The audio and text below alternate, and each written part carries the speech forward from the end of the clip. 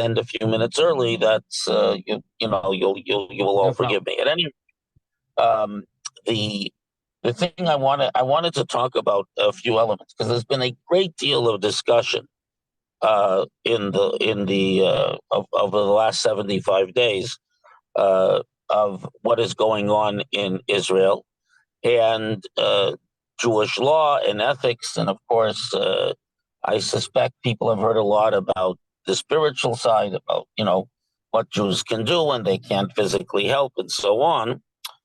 But there's a range of halachic issues, and a lot of people they look at things that they see even in the Tanakh, even in the Talmud, even in Jewish law, or question whether any of this is applicable. So what I would like to do is lay out some of the fundamentals related to halacha, to Jewish law, as it is relevant and applicable to the present situation in the land of Israel. So I'm going to begin by talking a little bit. I'm going to begin by talking a little bit about the types of war and conflict discussed in the Torah and the Chazal, which means the Mishnaic and Talmudic, and later halachic sources. And then I want to address some of the other issues that that underlie the present conflict.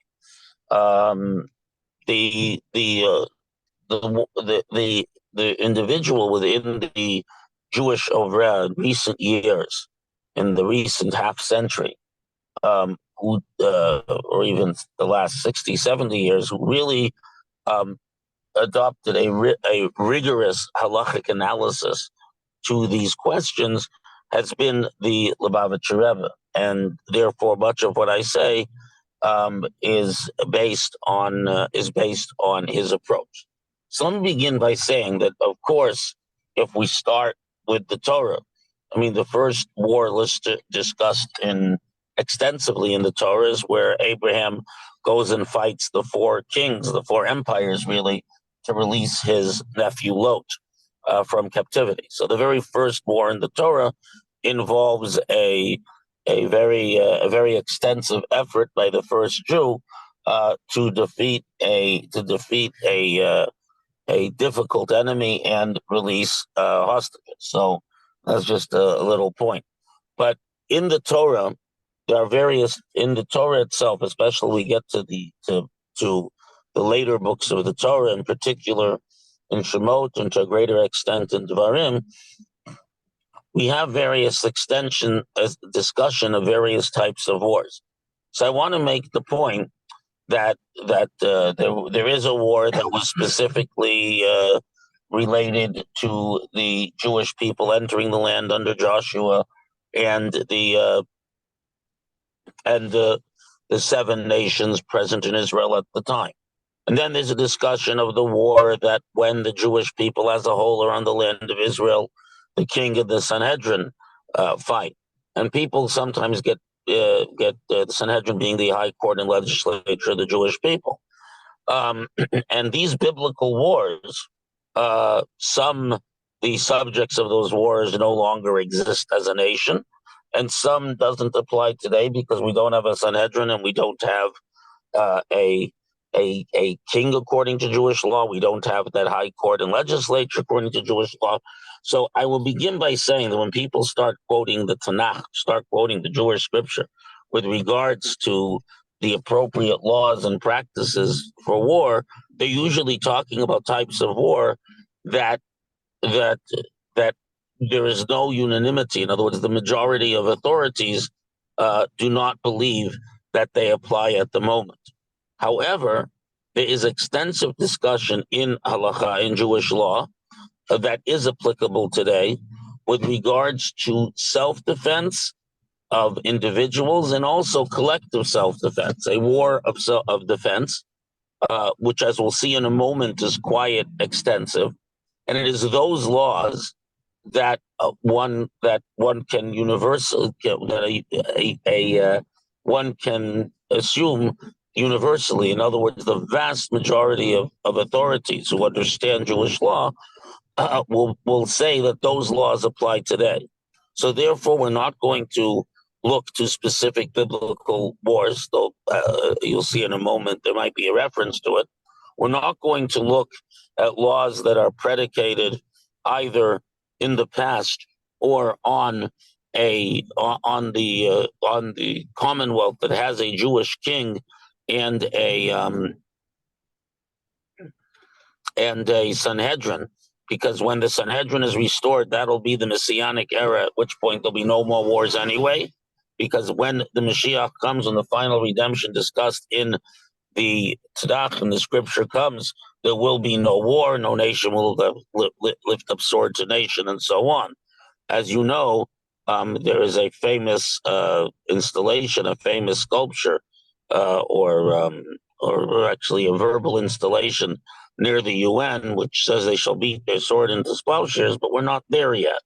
As a matter of fact, my understanding is that if you look carefully, you'll see there's an asterisk there. When it says they shall beat their sword into plowshares, a little asterisk and says the above only applies to the state of Israel and no one else at all. But the fact is, we're not there yet. We're not at that place in history, and when that happens, we won't have any wars governed by the Sanhedrin, because there will be no need for war. It will be at a place of perfect peace and harmony in all humanity. The present situation in Israel, which applies, by the way, to any other situation, has to do with the question of wars of defense. And I will later discuss why a war of defense, for example, the 48 war, the 67 war, and so on, which ended up with the Jewish people occupying parts of land that they previously were not in. Why it is both on one hand appropriate and on the other legally appropriate and ethically appropriate, on the other hand halachically necessary to stay in those places. I should also make a very important point that there's a very big distinction. In other words, there are two completely separate issues here that many people, even people who are discussing this matter from the perspective of Judaic law and ethics, get confused. There's one question as to the legitimacy of the right of the Jewish people to the parts of the land of Israel, which is only a small part of the whole land of Israel that they presently are controlling, and the question of the questions related to danger to life and saving of life, which is of course also the basis for the laws of war and self-defense. So those are, so we have to tease these things apart, because people often lump them all together and get confused vis-a-vis how Jewish law sees things. So let's begin with the question of defense, because that is really where not just the Rebbe's position, but I think anyone who looks at the present status of the Israeli Commonwealth understands that the present state of Israel has neither a halachic king nor a Sanhedrin. So we begin that the Torah in Parshat Mishpatim, in the book of Shemot, in the book of Exodus, it makes the following statement: "Im b'machteret yimatzei haganav." If you find a thief in a tunnel, and he shall have no blood. And what that means is that if someone digs a tunnel to go into your house at night, when he knows that there's people in the house, I say he because most violent criminals are men, and he goes into your house, and you should assume that if someone is willing to come into your house at night and make a great effort to do so, that if you defend your property, which is instinctive, or he thinks you're defending your property, since he knows you're there, he's willing to commit violence against you and even kill you. So unless you know for sure, that's the later verse about the sun shining. It's not about the time of day.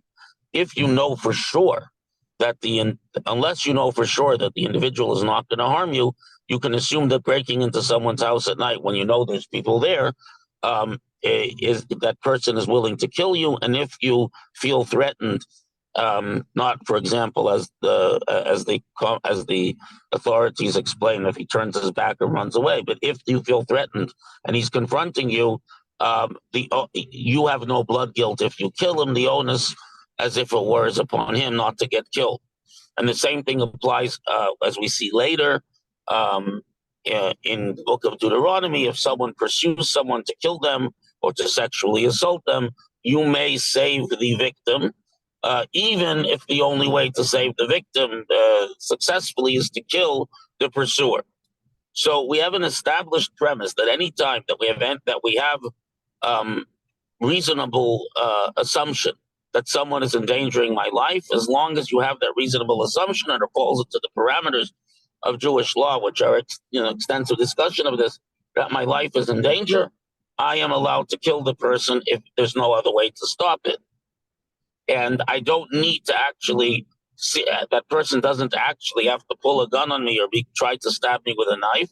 If the situation, if the general framework of the situation, of the general vibe of the situation is such that I feel threatened, and it's within the parameters that Jewish law says I have a right to feel threatened, at that point, I can defend myself with lethal force.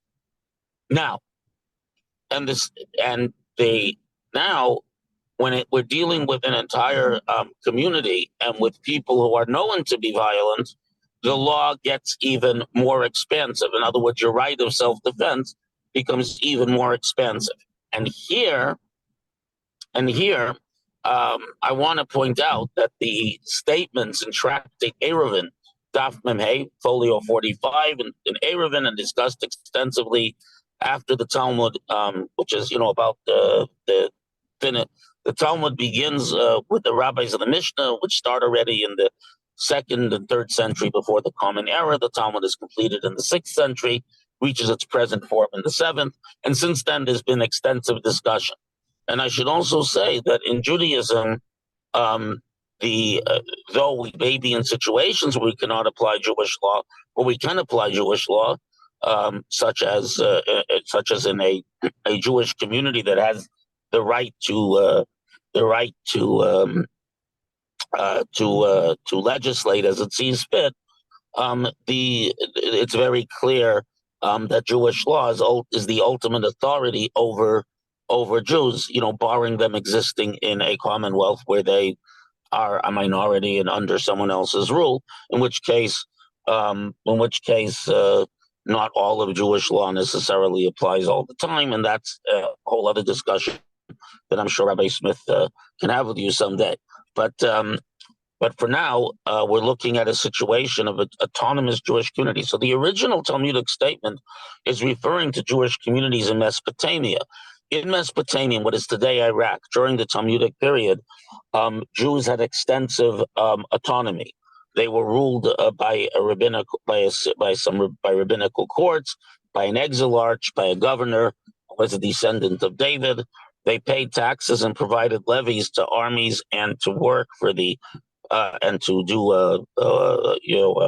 levy for both the Parthian and Sassanid empires between the basically the 1st and 7th centuries until the Muslim conquest of Persia and its empire in Mesopotamia. What's today Iraq was part of two larger Persian empires, the Parthian and the Sassanid, during the first 600 years of the first millennium. But they had extensive, police and army and very extensive autonomy. So the Talmud discusses the question of people who are threatening you. In other words, people who are attacking you. Now, I have to make a very important point. The original discussion is in the laws of Shabbat. But the reason why this is relevant is because on Shabbat, you're not allowed to do activities that break the Shabbat, such as going outside the city, outside a defined area with weapons and forging weapons and there are many, many things that we don't do on Shabbat that a war involves doing, even ancient war, let alone modern war. So anytime that we're commanded to break the Shabbat, it's because life is in danger. And it's mandatory. In other words, it's like being pregnant. You can't be partially pregnant. Either you have to break the Shabbat or you may not break the Shabbat. Therefore, whenever we're told to break the Shabbat, it's because there is a fundamental danger to life. So the Talmud begins by saying that if people come and lay siege to a town on Shabbat, you can go out with weapons to stop them, and even from other cities, without a question. Then it says, what if they're not threatening your life? They're only coming to seize property from you, and we know for sure, without any doubt, that they're not going to kill you. They're not endangering your life. So then we do not go out and wage war with them on Shabbat. So I right away have to tell you that the Trumas Hadeshin and other halachic sources from the Middle Ages all point out that they say nowadays, and it's certainly true today too, we never heard of a band of brigands or a marauding army that will enter and not endanger life if you don't give them what they want. So they say whatever the Talmud is talking about, we're not talking about nowadays, because nowadays people who make threats of violence will carry out violence, your money or your life, as they say, even if all they want is money, they will use lethal violence to get that money. So I just want to establish that for the last well over 1,000 years, it's an accepted premise in Jewish law that anyone who threatens you with a weapon is you should consider yourself in danger of your life, and therefore you wage war against them. But then the Talmud goes further. The Talmud explains that if it's a city near the border, which means to say, if you have territorial integrity and the integrity of your land is threatened, of your commonwealth, of your area is threatened by virtue of allowing a foreign army in. So then, even if they come to take straw and hay for their horses, they're not confronting you militarily. They're just coming and stealing things. So if it's an organized group in any way who's coming to steal your things, then we're obliged to go out to war against them, even on Shabbat. Allowed to go out, and we must go out to war with them even on Shabbat, lest the land be open before them. And the Rabbi and other authorities have pointed out that nowadays, because Israel is so small and modern weapons are so powerful, that allowing anyone to take territory or to be present in your land where they're threatening you with force. So any invasion, is considered a fundamental danger to life. So let alone you can't let them in, certainly making any concession to them, even of straw, let alone of territory, is de facto a danger to life. In other words, Jewish law makes a fundamental statement about the human condition. In other words, when it comes to breaking the Shabbat where someone is ill, so you ask a physician. But over here, we're not telling you to ask even a military expert, let alone a politician, because any concession of any sort, even of a single piece of straw, is considered de facto and de jure fundamentally a danger to life down the road. And later commentaries point out, going from medieval to the modern period, they point out that not only if they are coming to attack you and they're coming to try to take anything from you by force, and again, I'll say that it's irrelevant whether it's the land of Israel or not, but in the present Israeli situation, the whole country is a place close to the border and in danger, and considered in danger, again, fundamentally from a halachic point of view, even if you hear they're going to come, which means that you have intelligence then this you would ask a military person, that any reasonable military person would assume is is good intelligence that they're coming to attack you.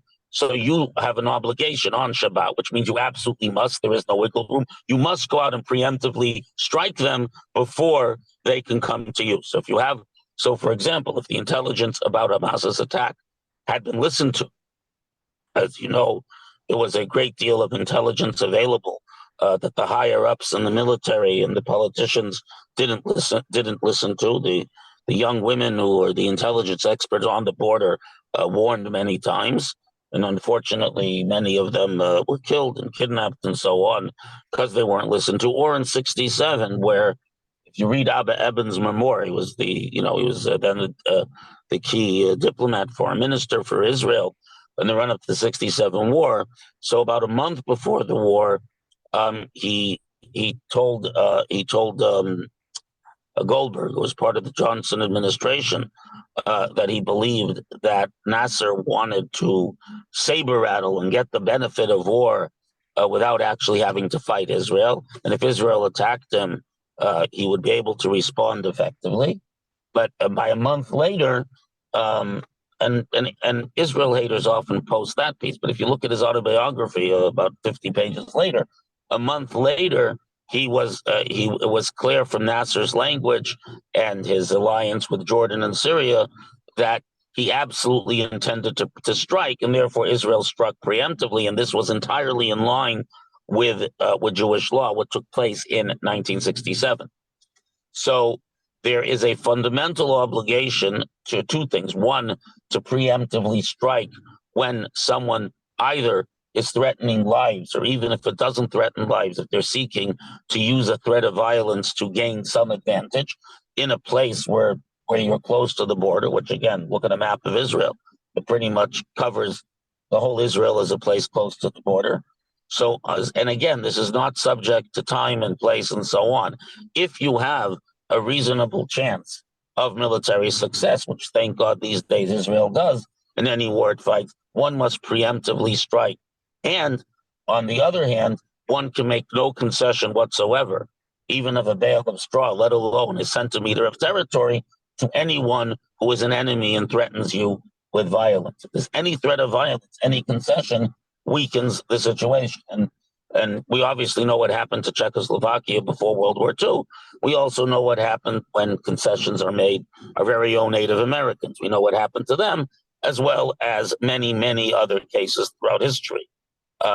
This is not relevant to Israel in particular. It would be relevant to any country, but it's certainly relevant to the present situation in Israel.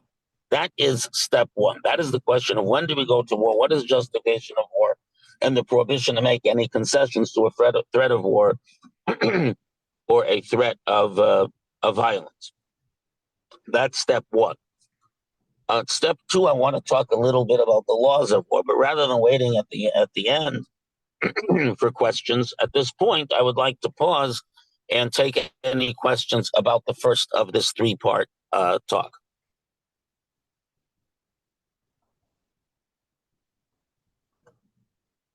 No questions, Rabbi? Any questions? Anyone wondering about the laws of self-defense and making a war against the enemies and defense, individual or a home, though with a community, the right to self-defense is much broader. In other words, if you heard that there's someone living 10 miles from you who's a thief and may show up at your house in the middle of the night, you can't go kill them. If you know that there's an organized terrorist group or an army that has credible plans to invade, you absolutely should do a preemptive strike. So there are differences between the communal and individual, but my point is this is nowadays it's all about self-defense, not about the biblical wars. Okay, we'll go on to the second part if no one has a question. Okay, part two are the laws of war itself, and then I'll talk about the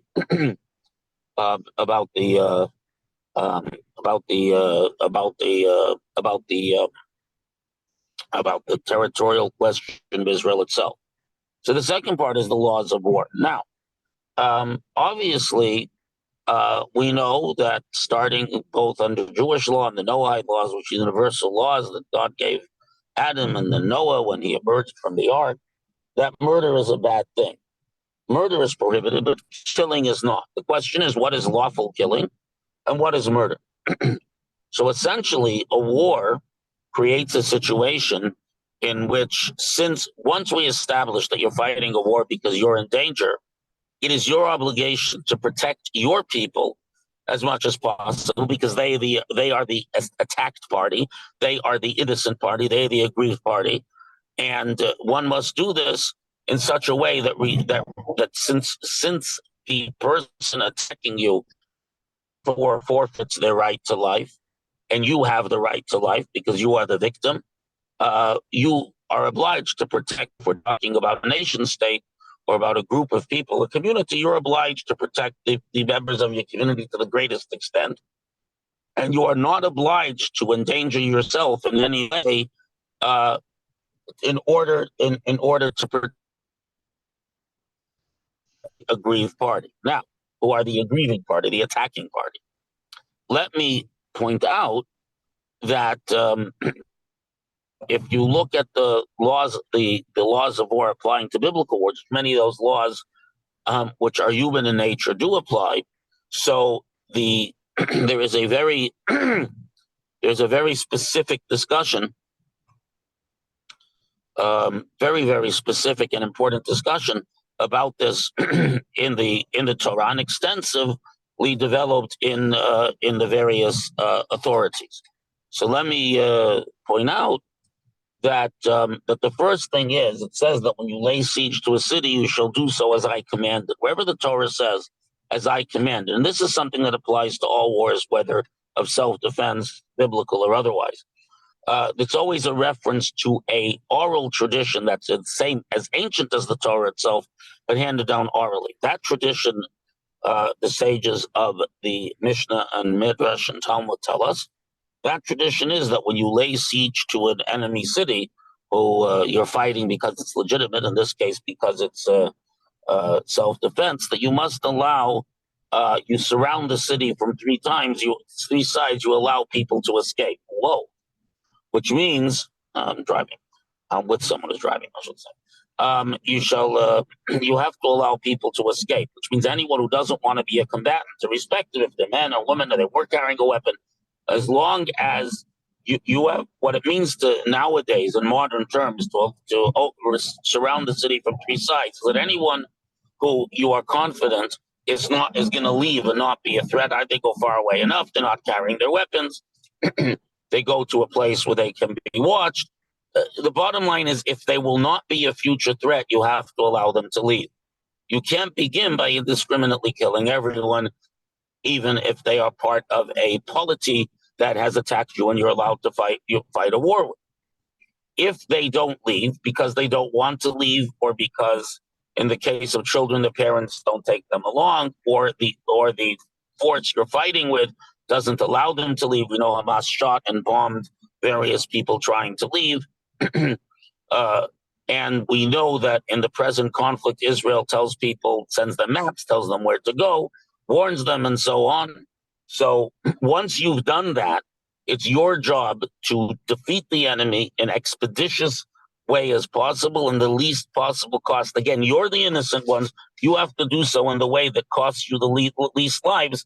And it is forbidden in any way to concern yourself with reducing the loss of life on the other side for the sake of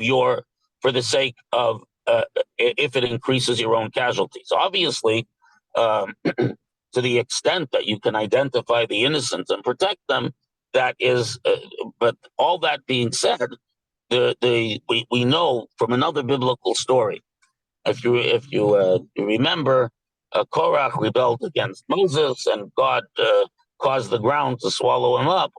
So when it swallowed his tents up, it also swallowed up his family. Why is his family responsible? The answer is that when people do incredibly evil things, they themselves are killing their children. They themselves are killing their family members. In other words, when the Nazis launched a war of world domination, when the Japanese launched a war against the United States, China, and others, in a in a very aggressive and cruel and horrible way.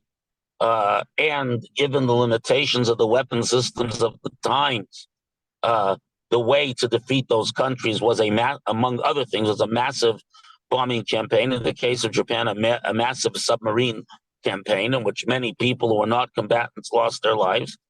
Even the atomic bombs, it was not the United States who killed those Japanese. It is the Japanese, by launching a cruel and heartless and atrocious war full of atrocity, who killed their children. It's no different, since they had to be defeated. And the only way to defeat them effectively with the least loss of life was to engage in activities that ultimately cost the life of people who clearly were not combatants, and children and babies and so on. It is they who killed their own babies by launching this war. And this principle is very important. So the moment that it's a choice between caring about killing people who you, at the very least, you warned, gave the opportunity to leave and so on, and didn't, even if they're subject to others like children, you only are allowed to think about the minimization of casualties to your side. Why? Because when people start a war and engage in evil activities, it is, and they bring retribution upon themselves. It is they who kill their children.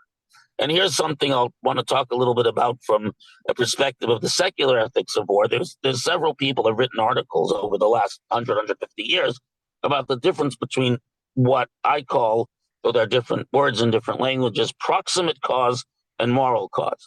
So let's, we all know that the pictures emerging from Gaza, a lot of them are from Syria, where the Arabs did it to each other. A lot of them involve silicone, dolls, or people who are supposedly dead and then get up in their shrouds to check their phones and so on. But the fact is, there are dead babies. Let's be honest. There are absolutely dead babies and dead children. And it's very tragic. And it's really horrible, not to mention the fact that even now, 70-80% of Gazans support the massacres and atrocities of the 7th of October, of Shmini Atzeret, which tells you that they have been raised and indoctrinated in a terrible way. And we have numerous mothers saying they hope their children blow themselves up, and as they kill Jews, they're happy if they die, which is, maternal instinct. Paternal instinct is something even animals have way down the Linnean tree of creatures. Some argue that even insects have this. So it's a pretty horrible, evil indoctrination. Of course, human beings are capable of being much worse than any animal if improperly indoctrinated. But the reality over here is that these deaths are entirely the fault. So the proximate cause of a dead baby in Gaza, and I'm being very open, might be an Israeli bomb. But the moral cause are the terrible activities of Hamas all the years, and especially on October 7th. That is the moral cause. The reason why a bomb has to be dropped on a tunnel, and the tunnel might house weapons that blow up and destroy an apartment building and kill children and so. That was a big pothole. Don't you have 1 minute, please? Don't you have anything that shows you about your tires? Yeah. Yes, just see if it's just take a look how it's doing.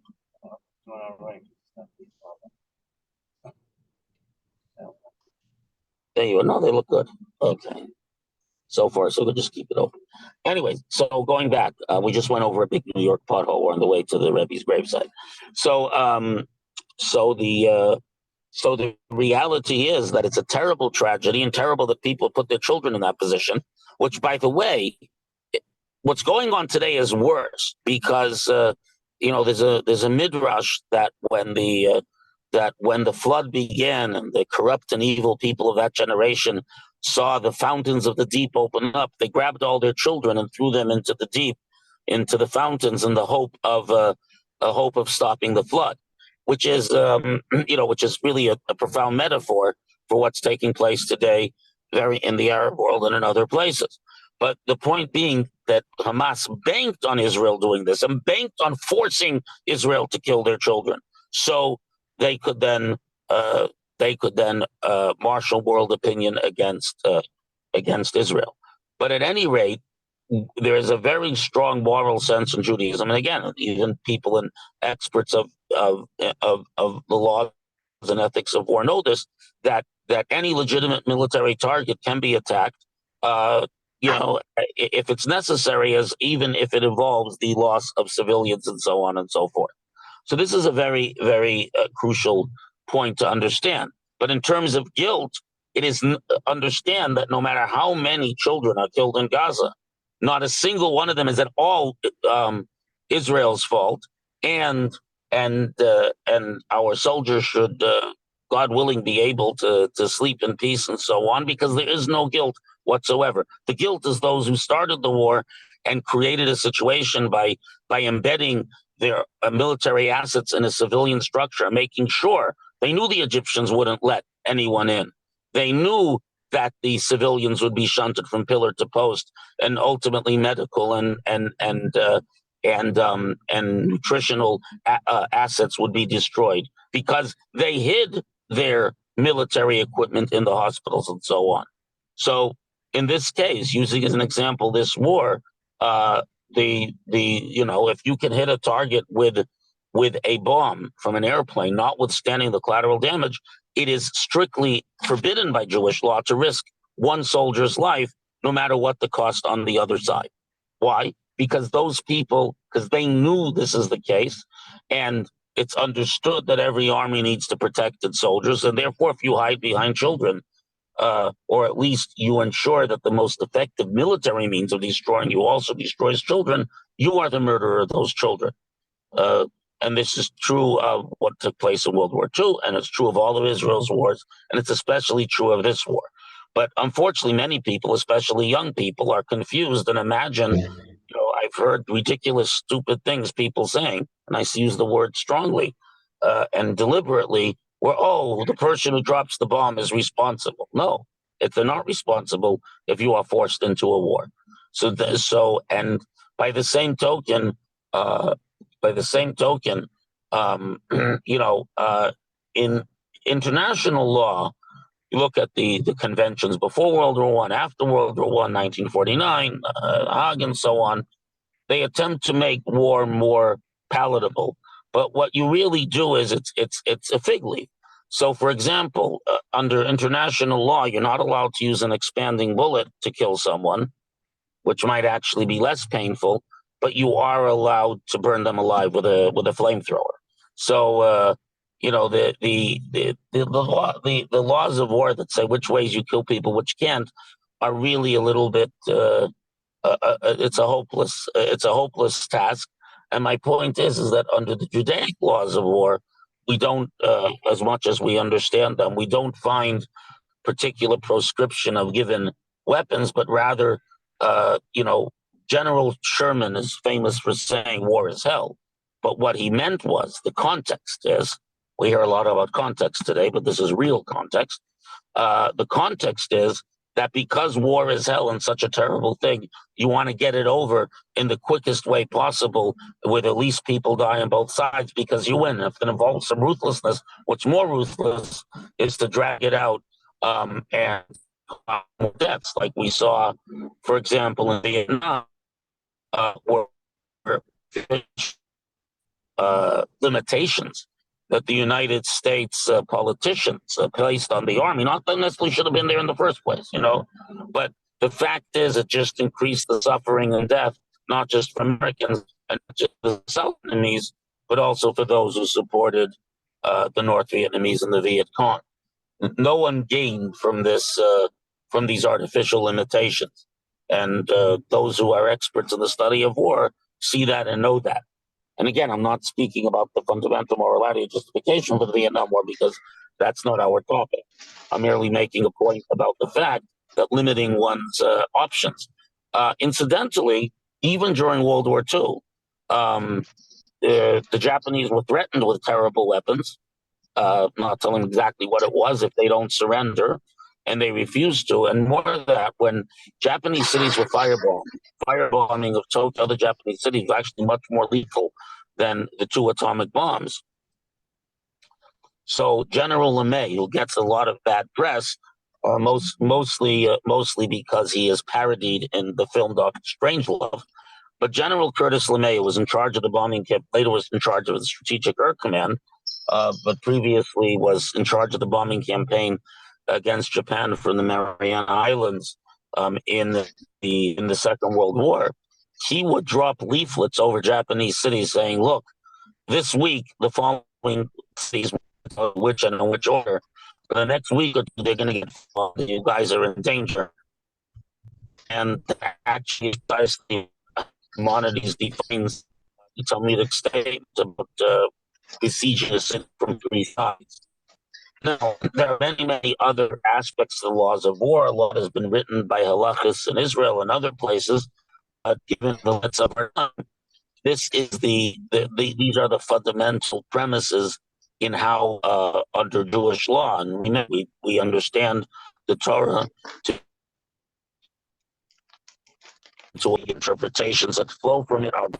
So this is the ultimate ethic is that of the creator of the world and the human being, and of the idea of ethics itself. So the Torah represents the ideal, and even the things that say are harsh, they ultimately.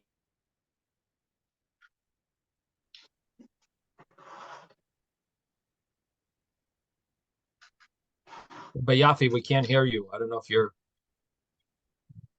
Uh-oh, I think we just lost him. Oh, Sorry.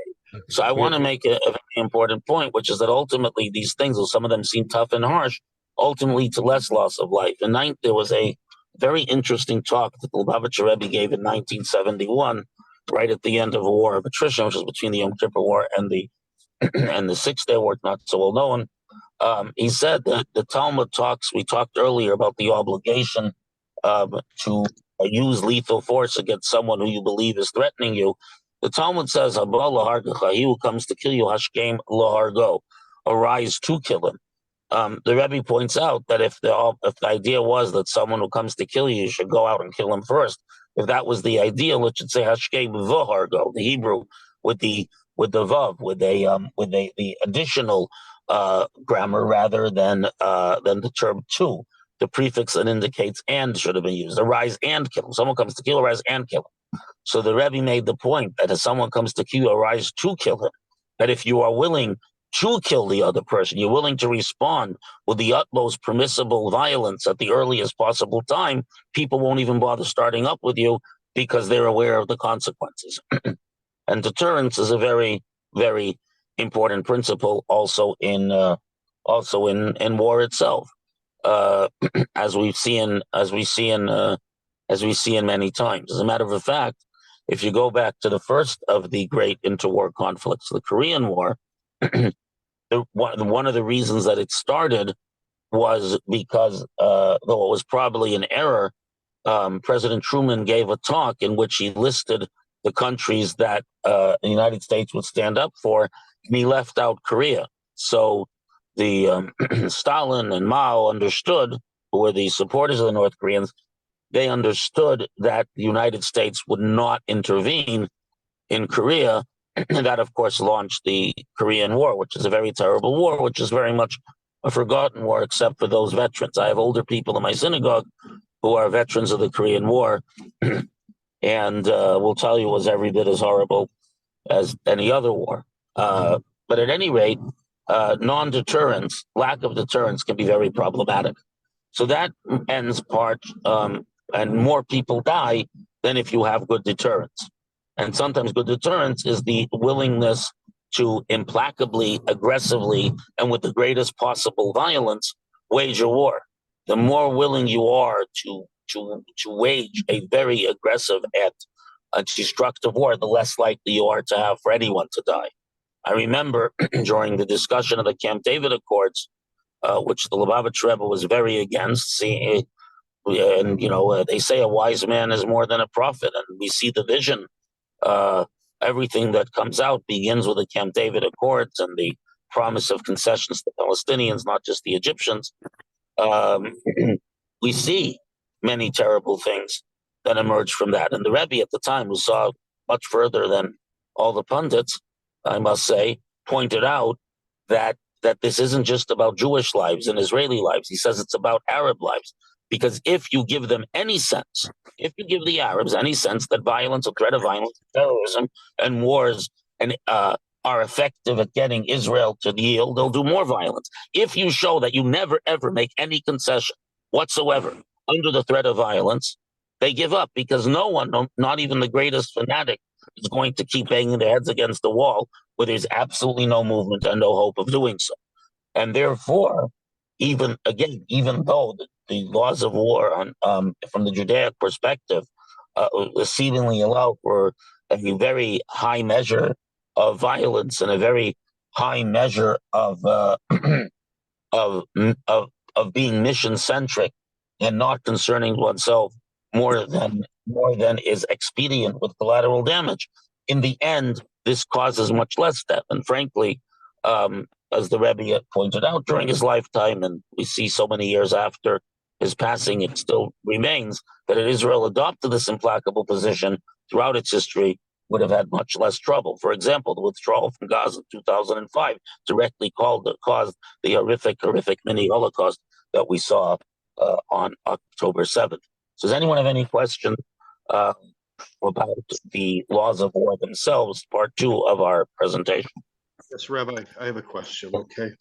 How do you deal also, mind you, I agree with everything you're saying. I'm a big advocate of also Jonathan Pollard as well.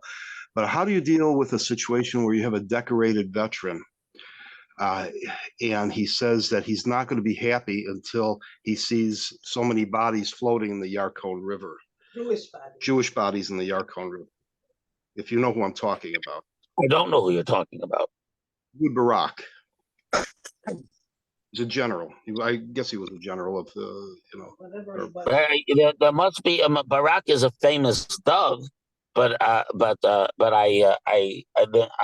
would like to see the original statement in Hebrew for the simple reason that I find it difficult to believe that he would say such a thing in that context. It's conceivable that he feels that without making concessions to the Arabs, there'll be more violence, which is the exact opposite of the position of those who have been right, such as the Lubavitcher Rebbe, who, by the way, many very, very high-level Israeli military officials, including one of the major heads of their armor, who there's a book, My Story, Rabbi Smith, maybe some of your people have seen it, where in the first one, he talks about the Rebbe's very extensive command of military matters, down to questions of weaponry and so on.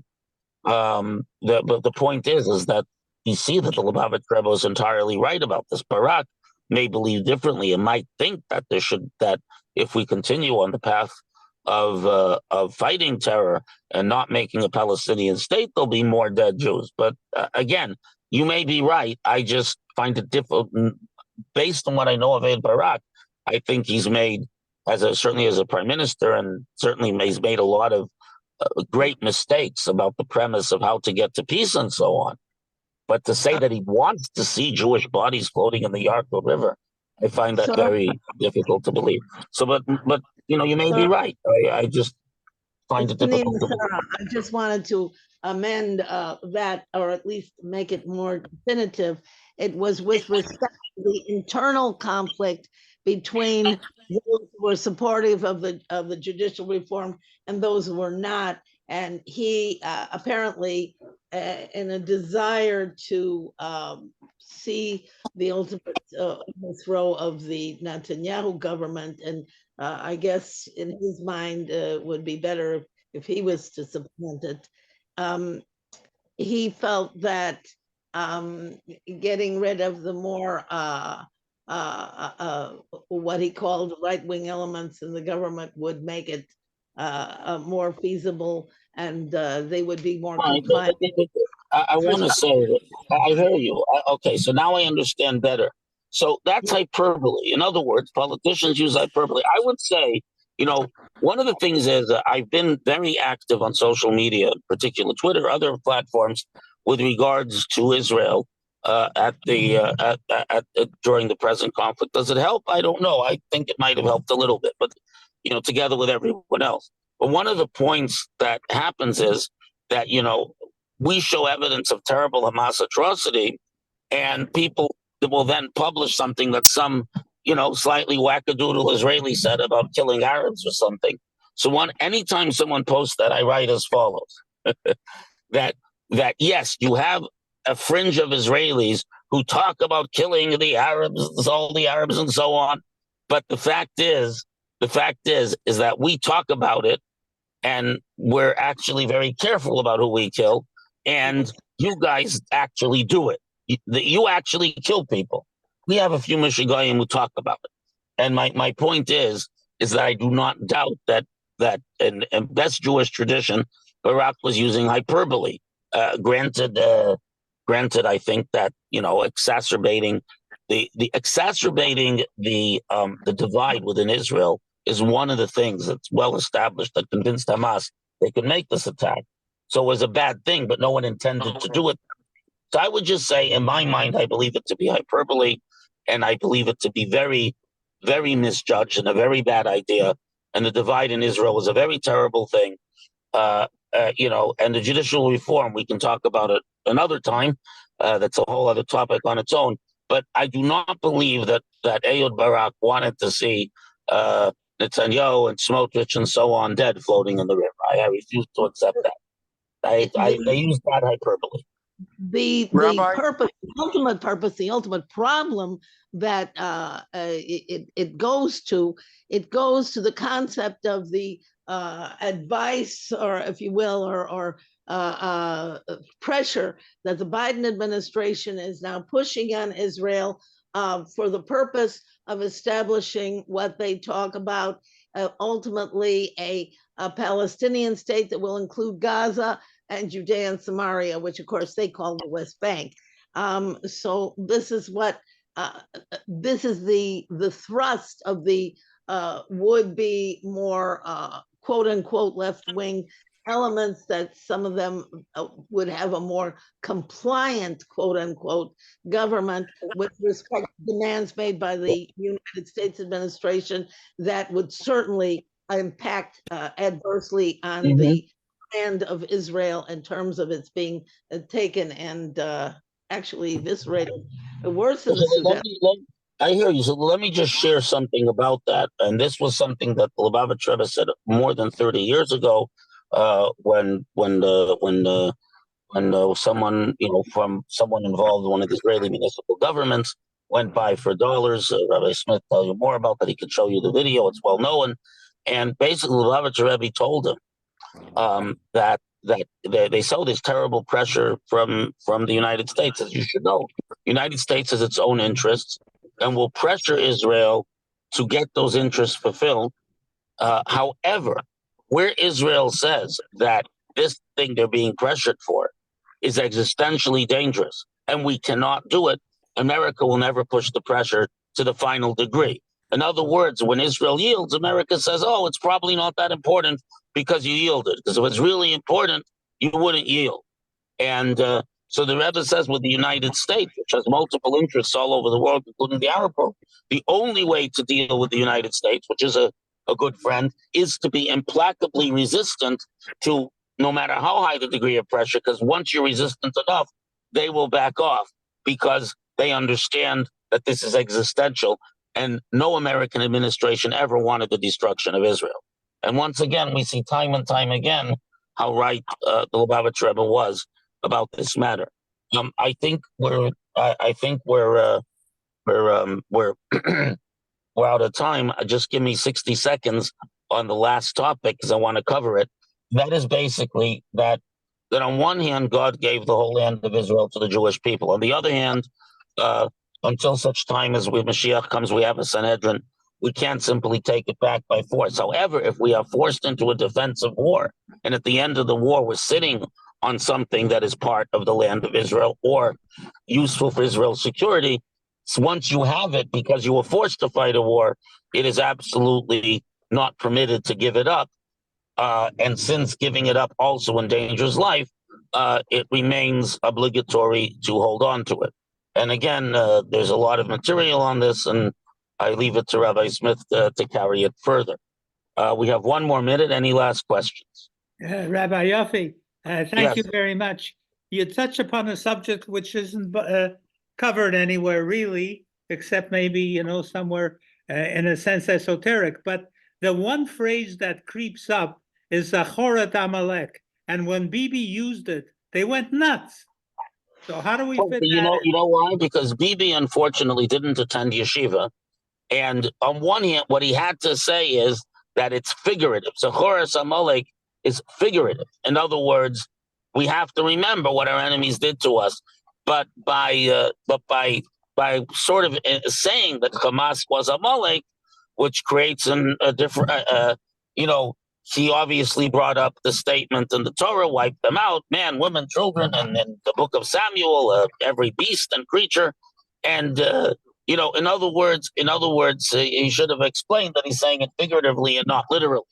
That would have solved a lot of the uproar. That being said, remember that those like the Secretary General of the UN and many others who oppose us believe that Israel has no right to defend itself because Israel has no right to exist. The Jews have no right to the land of Israel.